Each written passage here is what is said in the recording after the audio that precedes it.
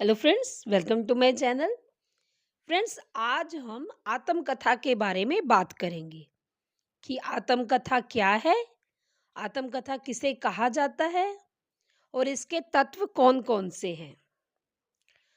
आत्मकथा साहित्यिक विद्या का विकास अंग्रेजी के प्रभाव से हुआ। इसका अर्थ है कि व्यक्ति के द्वारा स्वयं अपनी कथा का लेखन करना। जब कोई व्यक्ति अपने जीवन में घटित किसी समस्याओं के बारे में बात करता है या वो अपने जीवन के अनुभवों के बारे में लिखता है तो उसे आत्मकथा कहा जाता है।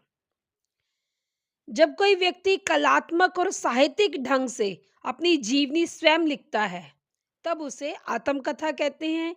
जब कोई व्यक्ति अपने जीवन की घटनाओं को क्रमिक ढंग से वर्णन करता है तो वह आत्मकथा का निर्माण करता है। आत्मकथा में आत्मकथाकार के जीवन, जन्म, उसके निवास, उसके भाई-बहन की पूरी जानकारी मिलती है। लेखक अपने जीवन की कुछ महत्वपूर्ण घटनाओं को भी आत्मकथा में स्थान देता है। वैसे तो वो अपने जीवन में घटित सभी उसके अनुभवों के बारे में वो अपने पाठकों को बताता है, लेकिन कुछ महत्वपूर्ण घटनाएँ ऐसी होती है जिस पर प्रकाश डालने पर उसके जो पाठक होते हैं, उनका अच्छा मार्गदर्शन होता है। इसमें कुछ तत्व आवश्यक हैं, उसमें से जो पहला तत्व है वह है यथा तथा जीवन। आत्मकथा में लेखक अर्थात व्यक्ति विशेष का जीवन रहता है। इसका जन जीवन से कोई संबंध नहीं है। आत्मकथाकार का अपना जीवन आनुवंशिक पृष्ठभूमि से शुरू होकर पारिवारिक परिवार की संस्कृति, उनके रहन-सहन से होते हुए जीवन की प्रत्येक घटना से होते हुए हमारे सामने आता है।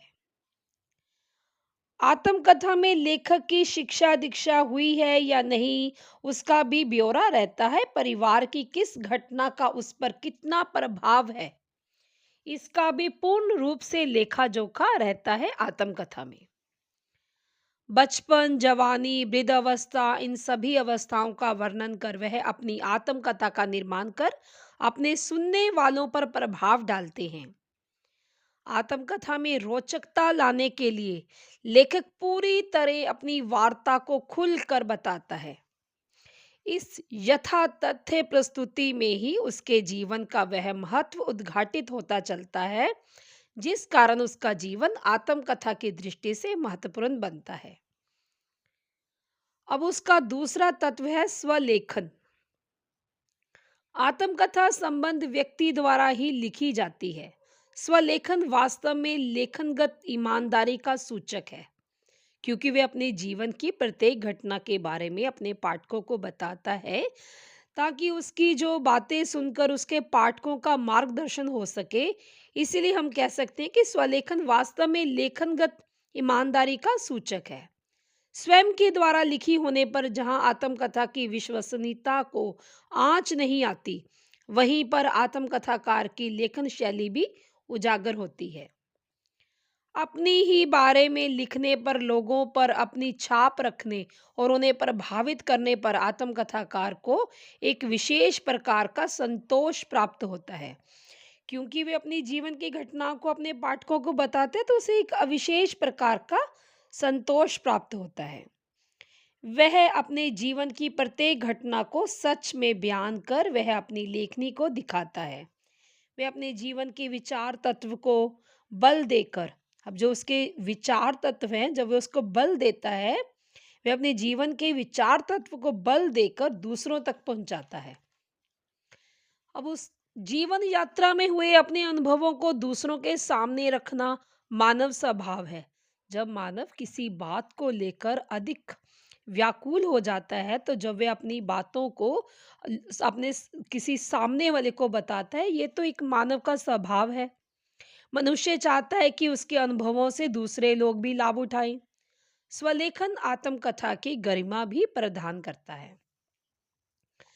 अब तटस्थता, आत्मकथा की सबसे बड़ी विशेषता जिस पर पूरा लेखन और महत्व निर्भर करता है वह तटस्थ।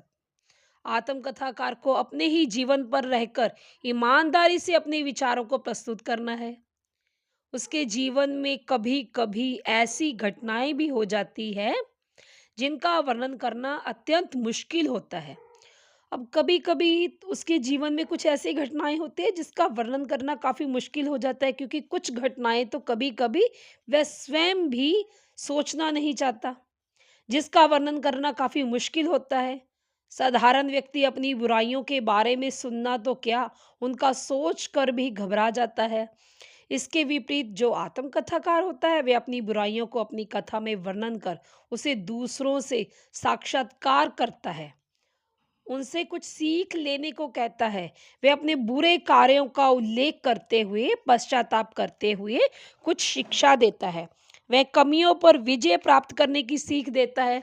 अब यदि वह अपनी किसी बुराइयों को छुपाएगा या उनसे पीछा छुड़ाएगा, तो वह अपने पाठकों को क्या संदेश देगा? वह अपनी कमियों पर विजय प्राप्त करने की सीख देता है। वह अपने पाठकों को बताता है कि ऐसा कार्य ना किया जाए, इसके बाद इसका पश्चाताप होता है। वह ऐसा करने पर अपनी कमियों को सामने रखकर उन पर विजय प्राप्त करने की दूसरों को सीख देता है। अब इसका अगला तत्व है कलात्मकता। आत्मकथा एक साहित्यिक विद्या है, ना कि ऐतिहासिक।